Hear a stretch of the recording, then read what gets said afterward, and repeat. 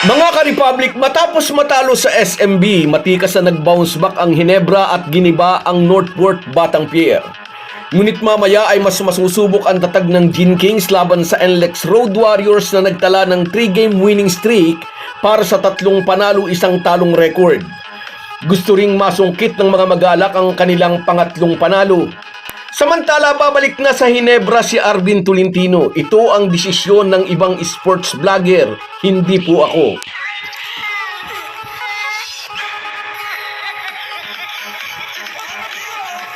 Opisyal lang natapos ang kontrata ni Arvin sa Northport Batanguer, ngunit under PBA rules, automatic kung extended ang contract ng isang player until the end of the conference kapag nag-expire ito sa kalagitnaan ng conference. May mga offer kay Tolentino mula sa mga liga sa ibang bansa. Pag-uusapan po natin yan, pero bago ang lahat ay maglalambing po ako sa inyo na isubscribe ninyo itong ating channel at kung di masyadong makakaabala ay i-like at paki-share na rin ninyo. Malaking bagay po yan sa aming mga vlogger. Maraming salamat. Mga ka-Republic, may nagpapakalat ng mga usap-usapan na kukunin daw ulit ng Ginebra si Arvin Tolentino. April 30, opisyal na natapos ang kanyang kontrata sa Northport, making him restricted free agent. At base po sa PBA rules, automatic extended ang contract ng isang player until the end of the conference kung sa gitna ng conference natapos ang kontrata. Ngunit depende pa rin po kung willing ang player. Heto ngayon ang nakakaintrigang tanong.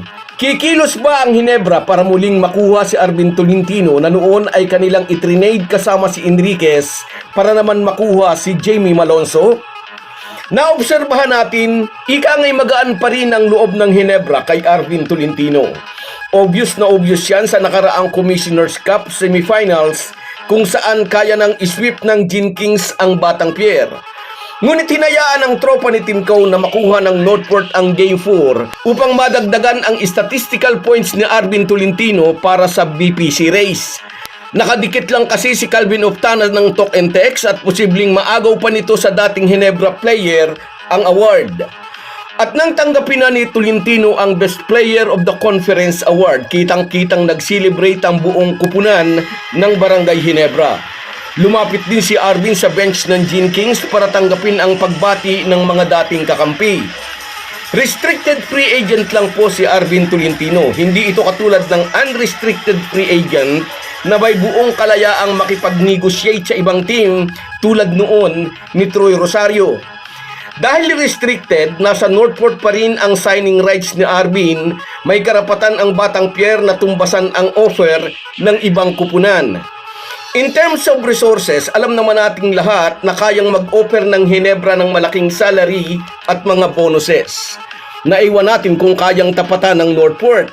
Yan ay kung sakaling magpaplano nga ang Gin Kings na pabalikin si Tolentino sa kanilang bakuran. Ngunit dahil tatay na ang 29 years old na Ateneo at FEU product, pwede rin niyang i-consider ang mas malaking salary na ini-offer ng Japan B-League at Korean Basketball League. Di umano'y interesado rin sa bagong BPC awardee ang Taiwan Basketball League. Marami siyang pamimilian upang masecure ang future ng kanyang pamilya. Kaya yan pong sinasabi ng iba na babalik na si Arvin Tolentino sa Ginebra. Sa ngayon po'y singlabo pa yan ng Pasig River.